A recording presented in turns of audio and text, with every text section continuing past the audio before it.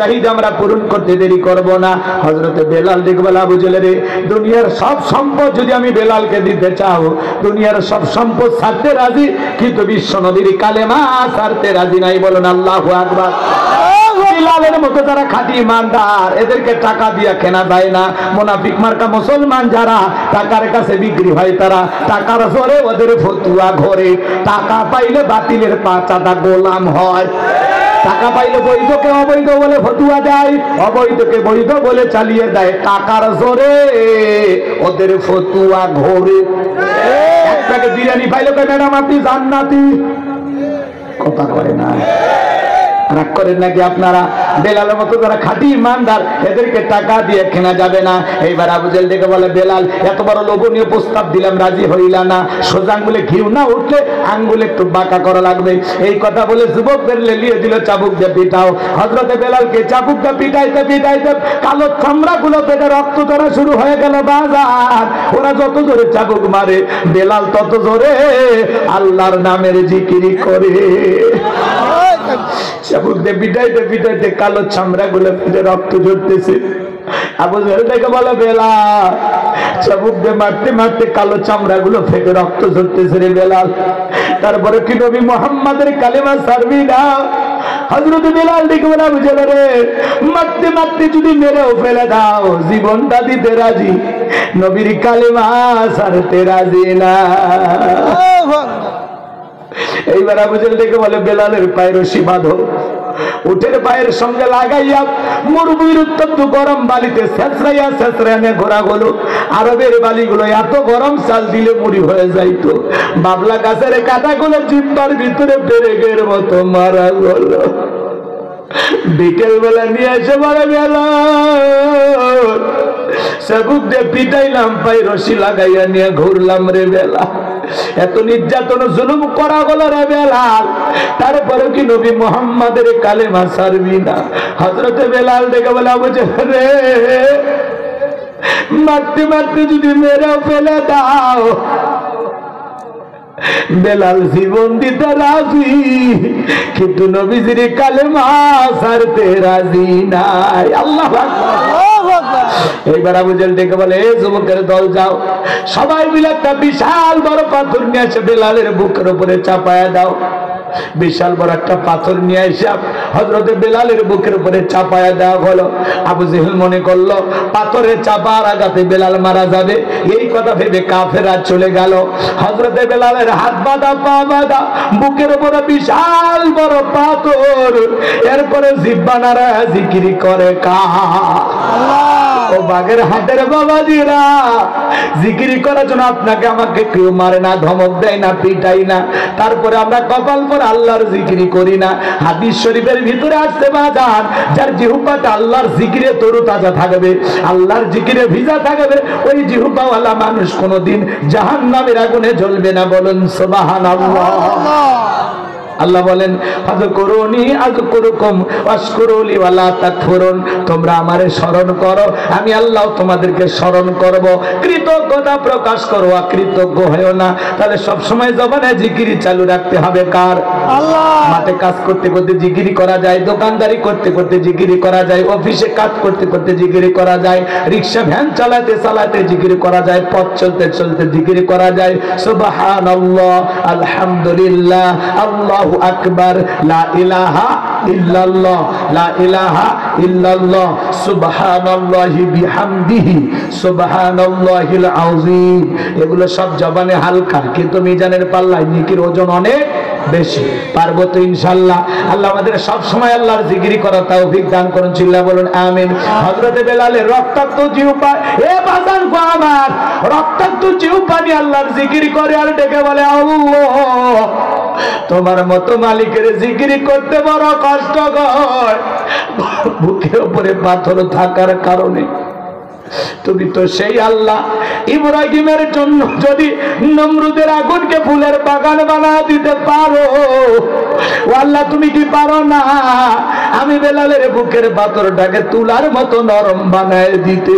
হযরতে বেলাল দোয়া করতে দেরি, আসমানের মালিক আল্লাহ দোয়া কবুল করতে দেরি করে নাই।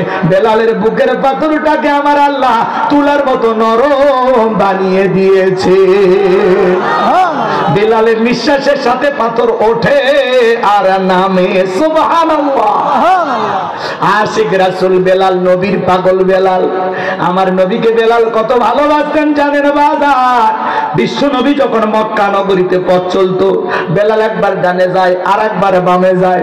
আমার নবী ডাইকে বলে, বেলাল বুঝিনি, একবার ডানে যাও একবার বামে যাও, ব্যাপারটা কি? হযরতে বেলাল ডেকে বলে, নবী গো, আপনি কালেমার দাওয়াত দেন, ইসলামের প্রচার প্রসার করেন, ওই কাফেররা হলো আপনার শত্রু। আপনাকে টার্গেট করে যদি তীর নিক্ষেপ করে গো নবী, ওই তীরটা যেন সর্বপ্রথম আমি বেলালের বুকের ভিতরে ঢোকে, আবার বাম দিকে যায়। মনে মনে ভাবি, ওরা যদি বাম দিকে তীর নিক্ষেপ করে গো নবী, ওইটা যেন সর্বপ্রথম আমি বেলালের বুকের ভিতরে ঢোকে। আমি বেলাল মারা গেলে ইসলামের ক্ষতি হবে না, আপনি নবী মারা গেলে ইসলাম আর মাথা উঁচু করে সামনের দিকে দাঁড়াতে পারবে না। বলুন আল্লাহু আকবার। আমার নবীকে বেলাল কত ভালোবাসতেন জানেন বাজার?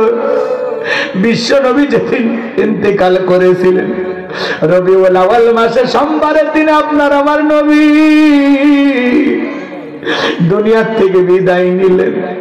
হযরতে বেলাল ছোট্ট বাচ্চার মতো ফুপিয়ে ফুপিয়ে কান্না করে আর ডেকে বলে, আমি আর জীবনে কোনোদিন আযান দেব না।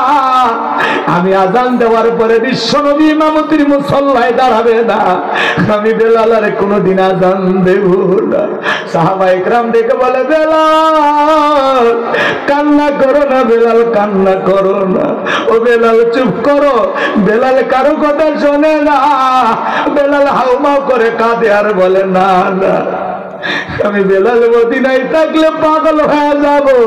মদিনার অলিতে গলিতে নবীর সাথে আমার হাজারো স্মৃতি। সোমবারের দিনে নবীজি ইন্তিকাল করলেন তামাম পৃথিবীর উম্মতকে কাঁদিয়ে।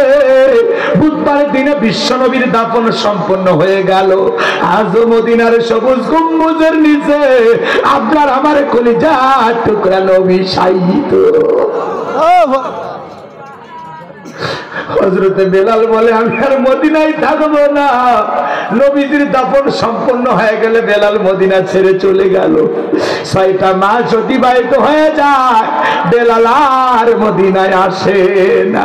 নবী আমার 6 মাস পরে ঘুমের ঘরে দাঁড়িয়ে বলে, বেলাল কত মানুষ দূর দূরান্ত থেকে আইসা আমি নবীর কবরের পাশে দাঁড়ায় সালাম দেয়।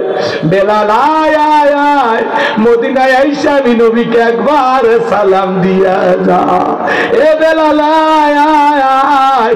নবী যখন ঘুমের ঘরে বেলালকে ডাক দিলেন, বেলাল আর দেরি করলো না।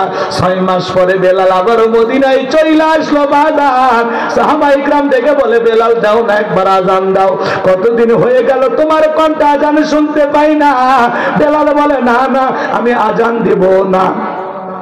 আমি আজান দেওয়ার পরে নবী আমার ইমামতির মুসল্লায় দাঁড়াবে না, আমি বেলালের আজান দেব না। ছোট ছোট বাচ্চারা পর্যন্ত বলে, মা বেলাল আসে, একটা নজর দেখে আসি। হাজার হাজার লোকজন চতুর্দিক দিয়ে আসলো। নবীর নাতি হাসান আর হোসাইন বেলালের 2টা হাত ধরে কান্না করে। হযরতে হোসাইন যখন হাতটা ধরে রেখে বলে, নানু ভাই, নানাও চলে গেছে, তুমি আমাদেরকে ছেড়ে চলে গেছো। ও নানু ভাই, কতদিন হয়ে গেল তোমার কণ্ঠে আজান শুনতে পাই না, দাও না নানু ভাই একবার আজান দাও, আমরা একটু তোমার কণ্ঠে আজান শুনতে পাই। হযরতে হোসাইন যখন হাত ধরে নানু ভাই বলে ডাকতে, বেলাল তাকায় দেখে হোসাইনের চেহারার উপরে মনে হয় মদিনার নবীর ছবিটা ভাইসা উঠছে। মনে হয় মদিনার নবী ডাইকা বলে, বেলাল বেলাল একবার আজান দে, আমি নবীও কতদিন হয়ে গেল তোর আজান শুনতে পাই না। হযরতে হোসাইন যখন হাতটা ধরে নানু ভাই বলে ডাকতে, বিলাল তো জানে নবী হাসান আর হুসাইনকে কত ভালোবাসতো। হুসাইনের অনুরোধ বেলাল ফেলাইতে পারলো না। বাজার 6 মাস পরে মদিনায় এসে হযরত বেলাল আযান দিলেন। বলেন আল্লাহু আকবার। যখন বেলাল বলেছেন আশহাদু আন্না মুহাম্মাদুর রাসূলুল্লাহ, বেলাল অজ্ঞান হয়ে মদিনার জমিনে পড়ে গেল। আল্লাহু আকবার। কেমন আশিকে রাসূল ছিল বেলাল বাজার। এখান থেকে ঘটনা আরো লম্বা করতে গেলে কষ্ট হবে আপনাদের, আমি ওইদিকে যাব না। সত্যিকারে আশিকে রাসূল বেলাল ছিল বাজার। সেই বেলালের উপর নির্যাতন জুলুমের কথা বিশ্বনবীর কান পর্যন্ত যখন পৌঁছে গেল, আমার নবী দেখে বলে, আবু বকর বিলালের কষ্টের কথা আমার আর সহ্য হয় না, যাও যাও তুমি আমার বেলালের জন্য একটা কিছু করো। হযরত আবু বকর সিদ্দিক রাদিয়াল্লাহু তাআলা আনহু কয়েক গুণ দাম বেশি দিয়া গোলামের জীবন থেকে হযরত বেলালকে আযাদ করলেন, মুক্ত করলেন। বলুন আল্লাহু আকবার। এই যখন ইসলামের অবস্থা, একদিকে সন্তান হারানোর ব্যথা, কাফেরদের সমালোচনা, অন্যদিকে সাহাবায়ে কেরামদের উপর নির্যাতন জুলুম, এই জন্য নবীজির মনটা ভীষণ খারাপ। নবীর যখন মন খারাপ, নবীকে সান্ত্বনা দেওয়ার দায়িত্ব কার? একটু চিল্লায় ডাকবেন কার? আল্লাহ। আমার আল্লাহ ডেকে বলে, জিবরাইল রে, আমার বন্ধুর মা নাই, বাবা নাই, আমি ছাড়া আমার বন্ধুর কেউ নাই রে জিবরাইল। আর করিস না দেরি, আমার বন্ধুর মনটা হয়েছে ভারী, আমি আল্লাহ সইতে নাহি পারি। লাহু মাহফুজ থেকে সূরা কাউসার নিয়ে যায় আমার বন্ধুর উপরে নাজিল কর তাড়াতাড়ি। আল্লাহু আকবার। নবী আমার মুস্কি মুস্কি হাসেন আর ডেকে বলেন, আনাস আমার মনটা কেন খারাপ তোমরা জানো কি? তোমার মুস্কি হাসি দেওয়ার কারণ হলো এই মাত্র আসমান থেকে জিবরাইল এসে আমার উপরে সূরা কাউসার নাজিল করলো। বিশ্বনবী তখন সাহাবায়ে কেরামদের সামনে হাসতে হাসতে সূরা কাউসার তিলাওয়াত করে শুনিয়ে দিলেন। সবাই একটু জবান ছেড়ে তিলাওয়াত করুন। ইন্না আ'তাইনাকাল কাউসার ফাসাল্লি লিরাব্বিকা ওয়ানহার ইন্না শানিয়াকা হুয়াল আবতার। আল্লাহু আকবার, আল্লাহু আকবার। আমার আল্লাহ পাক জানিয়ে দিলেন, ইন্না আ'তাইনাকাল কাউসার, অবশ্যই আমি আল্লাহ পাক আপনাকে হাউজে কাউসার দান করেছি। বলুন সুবহানাল্লাহ। ইন্না আ'তাইনাকাল কাউসার, অবশ্যই আমি আল্লাহ পাক আপনাকে হাউজে কাউসার দান করেছি। এই হাউজে কাউসারের পানি, এদিকে খেয়াল করেন, পৃথিবীর অন্য কোন পয়গম্বরকে আল্লাহ পাক দান করেন নাই। আপনার আমার নবীকে আল্লাহ হাউজে কাউসার গিফট করেছেন, হাউজে কাউসার দান করেছেন। চিৎকার মেরে বলুন সুবহানাল্লাহ। ইন্না আ'তাইনাকাল কাউসার, নিশ্চয়ই আমি আল্লাহ পাক আপনাকে হাউজে কাউসার দান করেছি। সুবহানাল্লাহ। এই হাউজে কাউসারের পানি দুধের মতো সাদা, মধুর চাইতে মিষ্টি, পানির চাইতে ক্লিয়ার বাজার। ওই কঠিন কিয়ামতের ময়দানে যেদিন বিচার দিবস কায়েম হয়ে যাবে, বিচার দিবসের একদিন হবে 50,000 বছরের সমান। যেদিন সূর্য সহাত মাথার উপরে চলে আসবে, সূর্যের তাপে জমিন তামার জমিন হয়ে যাবে বাজার। এই পৃথিবীর ভূখণ্ডে যা দেখতেছেন, পাহাড় পর্বত নদী নালা খাল বিল বিল্ডিং ইমারত, কোনো কিছু থাকবে না। কুল্লু মান আলাইহা ফান, এই পৃথিবীর ভূখণ্ডে যা কিছু দেখতেছেন সবকিছু আল্লাহ ধ্বংস করে দেবেন। ওই কঠিন কিয়ামতের ময়দানে যেদিন বেঈমানদের জিহ্বা কুকুরের মতো ঝুলে আসবে নাভি পর্যন্ত, যেদিন মা তার সন্তানের পরিচয় দেবে না, ভাই ভাইয়ের পরিচয় দেবে না, স্বামী স্ত্রীর পরিচয় দেবে না, ওই কঠিন কিয়ামতের ময়দানে আল্লাহর আরশের ছায়া ছাড়ার কোনো ছায়া থাকবে না।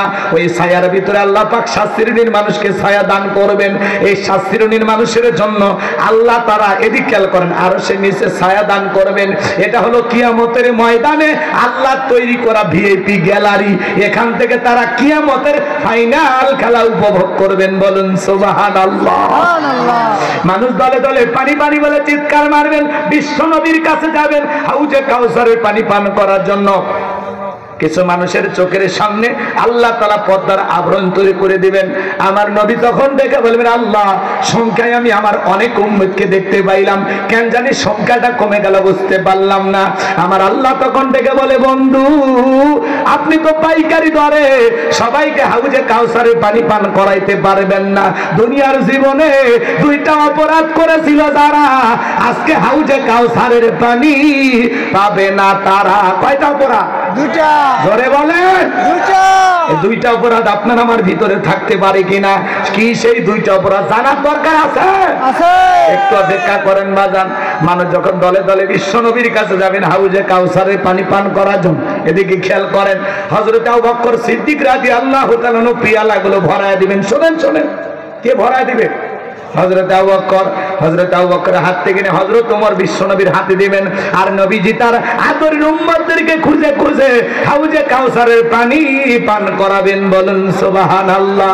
নবীজির হাতে এক বেলা হাউজে কাউসারের পানি যদি কেউ পান করতে পারে, জান্নাতে ঢোকা পর্যন্ত তার আর তৃষ্ণা লাগবে না, তৃষ্ণা মিটে যাবে। বলুন সুবহানাল্লাহ। নবীজির হাতে, এদিক খেয়াল করেন, নবীজি হাউজে কাউসারের পানি নিয়ে দাঁড়িয়ে আছেন, আপনি আমি যাবো আর পান করব। নবীজির হাতে কারা কারা হাউজে কাউসারের পানি পান করতে চান? হাত তুলে আল্লাহকে দেখান। আল্লাহ তাকায় দেখো, বাগের হাতের হাজার হাজার মানুষ নবীজির হাতে হাউজে কাউসারের পানি পান করতে চায়। আল্লাহ আমাদের সবাইকে তৌফিক দান করুন। আল্লাহ আমাদের সবাইকে নবীজির হাতে হাউজে কাউসারের পানি পান করার তৌফিক দান করুন। ছিল বলেন আমিন। আরেকটু জোরে বলেন আমিন। আরেকবার জোরে বলেন আমিন। হাত নামান। পানি চাইলেন আর পাইলেন, অত সহজ। কি কাজ করলে পানি পাওয়া যাবে? শোনেন, আমি আপনাদের এলাকা আসলাম বাজান, আসার পরে একটা ছেলের হাতে কিছু চকলেট দিলাম আর একটা বদনা দিয়ে বললাম, বাবা একটু পানি এনে দাও, একটু উজু বানাবো। ওই ছেলেটা চকলেট পাই মারছে দৌড়, মাঝখানে আচার খাই পুড়ে গেছে, হাঁটু ছিলে গেছে, রক্ত বের হয়ে গেছে। কিন্তু চকলেট থাকার কারণে উঠে দাঁড়াইয়া বদনা ভরিয়ে পানি নিয়ে আমার সামনে হাজির।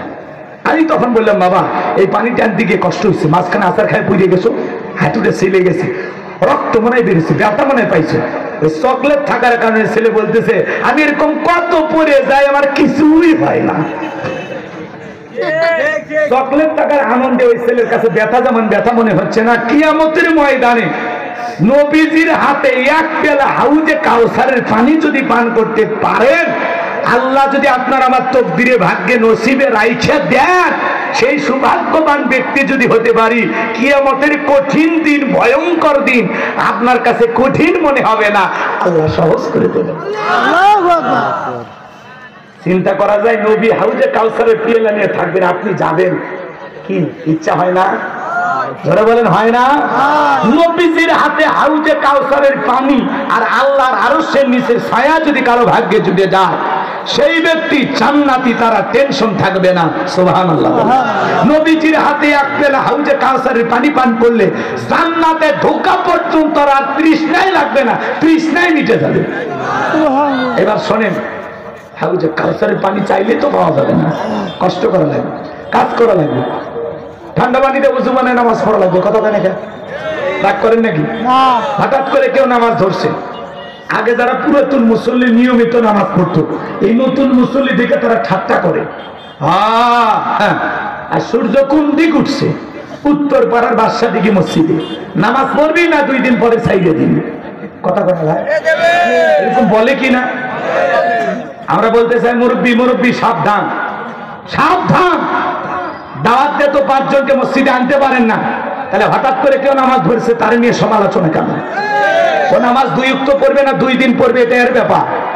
কথা কম পারলে তার জন্য দোয়া করেন যে, ভাতিজা তুমি হঠাৎ করে মসজিদে আসছো, দেখে দিলটা ভরে গেছে, আল্লাহর কাছে দোয়া করি আল্লাহ যেন মৃত্যু পর্যন্ত তোমাকে জামাতের সহিত নামাজ পড়া তৌফিক দান করেন। জোরে বলেন আল্লাহু আকবার। ভালো মানুষ, ভালো মানুষের কাজ কি? মিলাইয়া দেওয়া, কাছে ডাকা। কথা বলেন। আমি রেজামাত ডক্টর শফিকুর রহমান চরমনের পীর সাহেবের কাছে আজকে গেছেন, আলহামদুলিল্লাহ। এই যে ভ্রাতৃত্ব, এই যে মহব্বত, এই যে ভালোবাসা, এই যে শ্রদ্ধা, আল্লাহু আকবার বলবেন না? আজকে সোশ্যাল মিডিয়া জুড়ে সবাই বলতেছেন জামাত আর চরমনা এক হয়ে গেল। আসলে ওনারা কিন্তু এই কথাগুলো সুন্দর করে উত্তর দিয়েছেন, যে আমরা যেহেতু মুসলমান, আমাদের নবী এক, আমাদের আল্লাহ এক, কথা বলে না কেন? আমরা একই আদর্শ মেনে চলি। জামাতের আমি ডক্টর শফিকুর রহমান অমায়িক একজন মানুষ, তিনি বারবার বলতেছেন আমাদের এই ভালোবাসা শুধুমাত্র আল্লাহর জন্য, শুধুমাত্র আল্লাহর জন্য। আল্লাহ একবার বলেন। চরমোনায়ের পীর সাহেব নিজে তাকে আগায়া দিলেন। এই যে মোহাব্বত, চরমোনায় আপনারা জানেন ইসলামী আন্দোলন তারা করেন, হাত পাকা, জানেন না?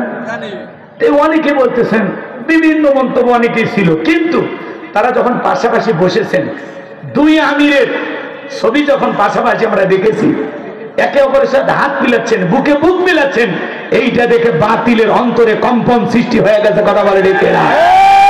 ওদের ভিত করে গেছে। কথা বলে ঠিক না? এই জন্য ওলামায়ে কেরাম যদি ঐক্যবদ্ধ হয়, আলেমেরা যদি ঐক্যবদ্ধ হতে পারে, ইসলাম বুদ্ধি মুসলমান ভাইয়েরা যদি ঐক্যবদ্ধ হতে পারে, সকল ঘরানার ওলামায়ে কেরাম যদি ঐক্যবদ্ধ হতে পারে, পৃথিবীর মানচিত্রে নতুন এক ইতিহাস রচনা হবে। কথা বলেন ঠিক কিনা? আমরা চাই এই সোনার দেশে আমরা সবাই মিলেমিশে থাকতে চাই। কথা বলে ঠিক কিনা?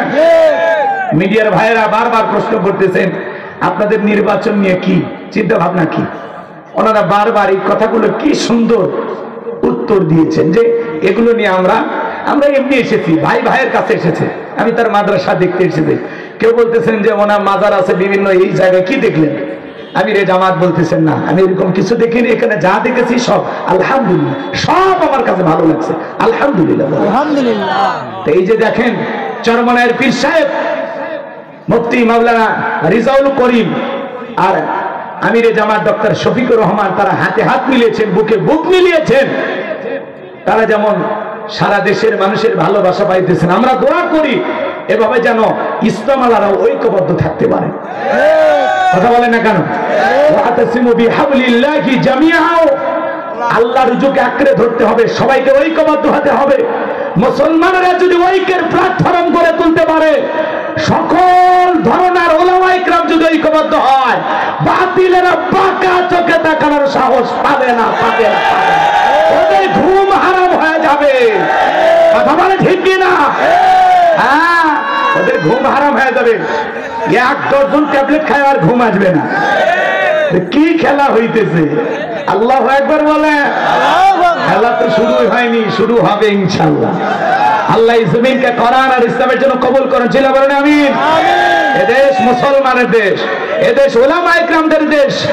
কথা বলেন না কেন? এদেশ ওলি আউলিয়াদের দেশ। কথা বলে ঠিক কি না? এই জমিনে আল্লাহর দ্বীন একদিন প্রতিষ্ঠিত হবে ইনশাআল্লাহ।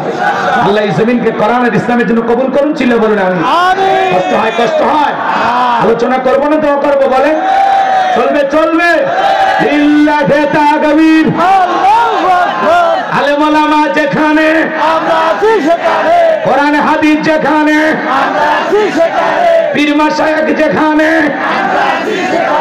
ভণ্ড পীর যেখানে, সুদ ঘুষ যেখানে, গাঁজা বাবা যেখানে, ভট্টচোর যেখানে, খুনি সন্ত্রাস যেখানে,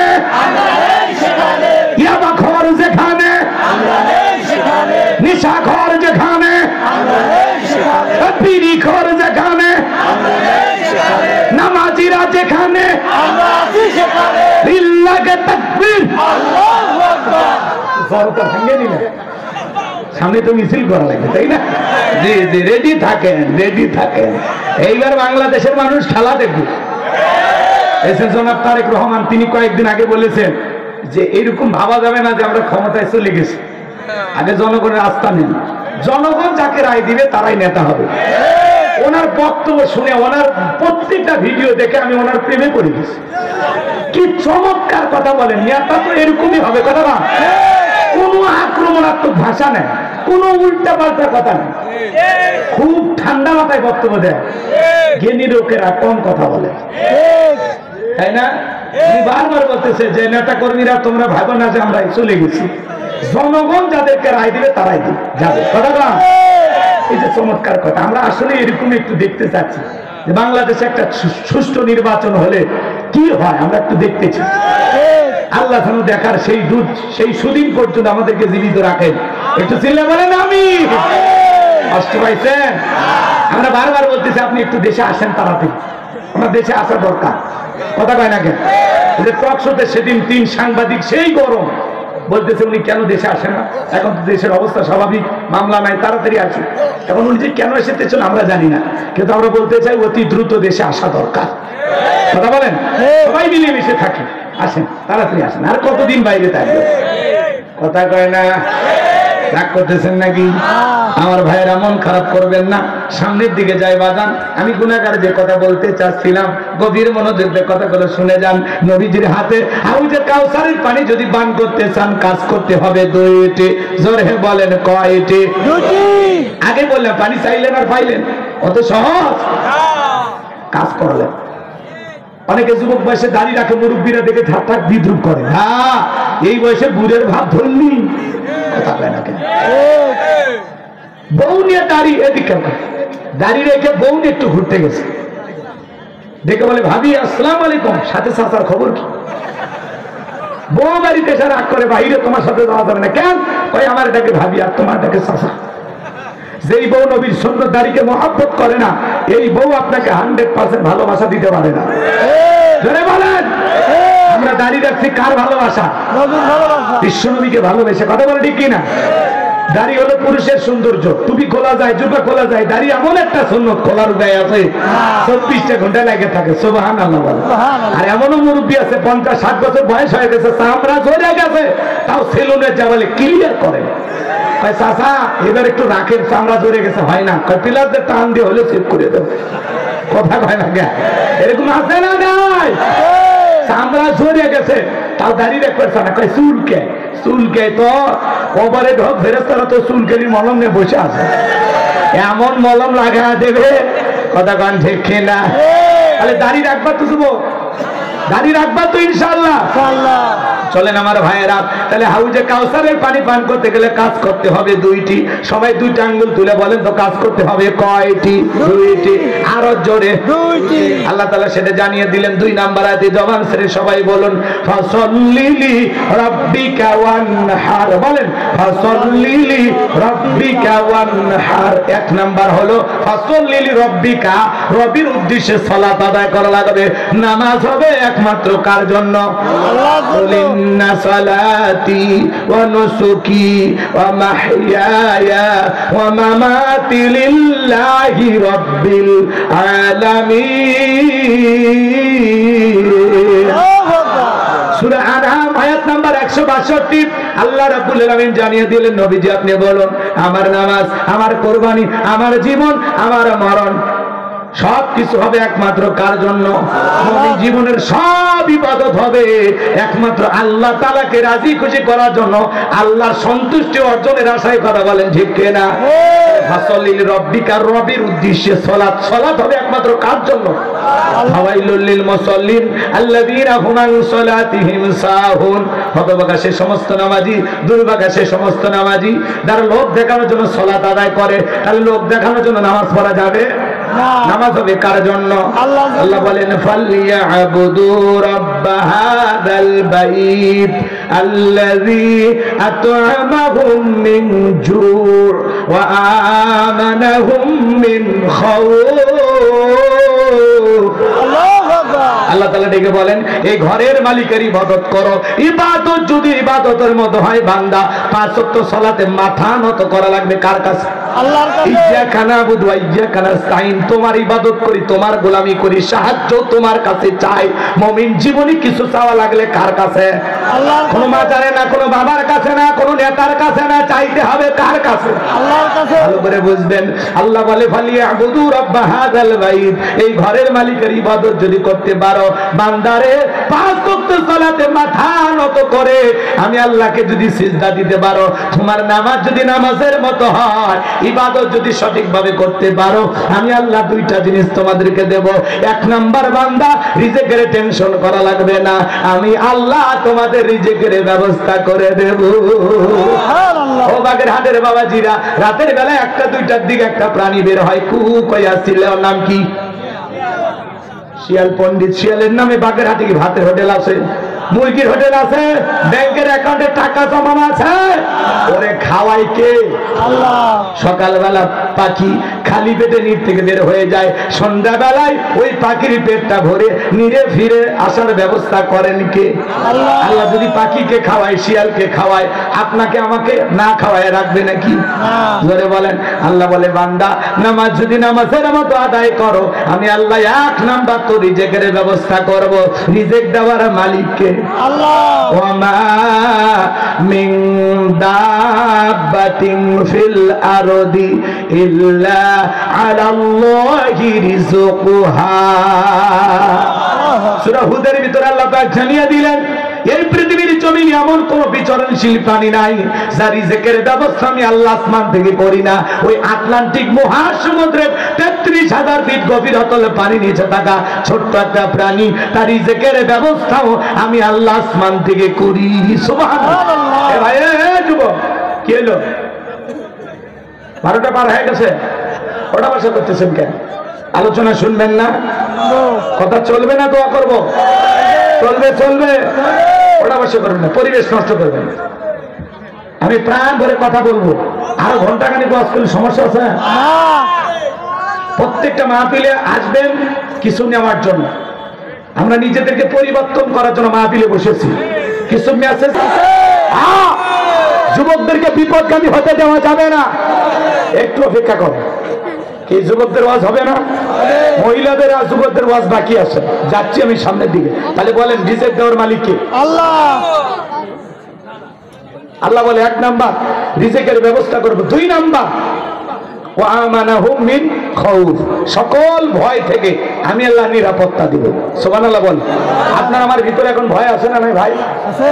আপনি বিকাশের দোকানদার, বাগেরহাট শহর থেকে আপনার এই গ্রামের নাম কাঁঠালতলা আসবেন, রাত 2টা বাজে পকেটের মধ্যে 2 লাখ টাকা। কথা বলেন, মনে মনে ভাবতেছেন আল্লাহ 2 লাখ টাকা নিয়ে কাঁঠালতলা পর্যন্ত যাইতে পারবো নাকি ছিনতাইকারী কবলে পড়ে টাকা যান 2টা হারাবো? ভয় আছে না নাই? চোরের ভয় আছে না নাই? ডাকাতের ভয় আছে না নাই?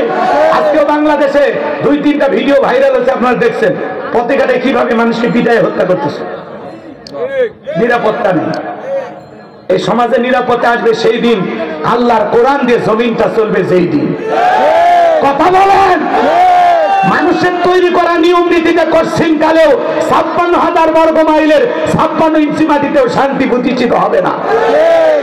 লাগবে কার আইন? চোর যদি চুরি করে কি করা লাগবে? আল্লাহর আইন আছে না নাই? আস-সারিকু ওয়াস-সারিকাতু ফাকতাউ আইদিয়াহুমা জাযাআম বিমা কাসাবা নাকালাম মিনাল্লাহ। 1,500 বছর আগে সূরা মায়েদার 38 নম্বর আয়াতে আল্লাহ আইন দিয়েছেন, চোর পুরুষ হোক আর নারী হোক, অপরাধ যদি প্রমাণিত হয়, আল্লাহর বিধান, আল্লাহর ফয়সালা, চোরের ডান হাতের কবজি কেটে দাও। একটা চোরের হাত কেটে বাইতুল মাকারমের সামনে নিয়ে এসে সোশ্যাল মিডিয়াতে যদি আমরা প্রচার করতাম যে বাংলাদেশের পার্লামেন্টে আইন পাস করা হলো, চোর যদি চুরি করে হাত কেটে দেওয়া হবে, বিশ্বাস করেন, একটা চোরের হাত কেটে খালি পরীক্ষা করেন, বাংলাদেশের সমস্ত চোরেরা তওবা করে আল্লাহর ওলি হয়ে যাবে। কিন্তু কে শোনে কার কথা? আজও গেল না মনের ব্যথা। এখন উচিত কথা যদি কই, পিঠের উপর দিয়ে যাবে মই। এ আনন্দে কিছু কিনে খাবে বগুড়ার স্পেশাল দই। যত দোষ নন্দ ঘোষ, সত্যটা বললে দোষ, করলে অন্যায়ের প্রতিবাদ, নামটা হবে তোমার মৌল।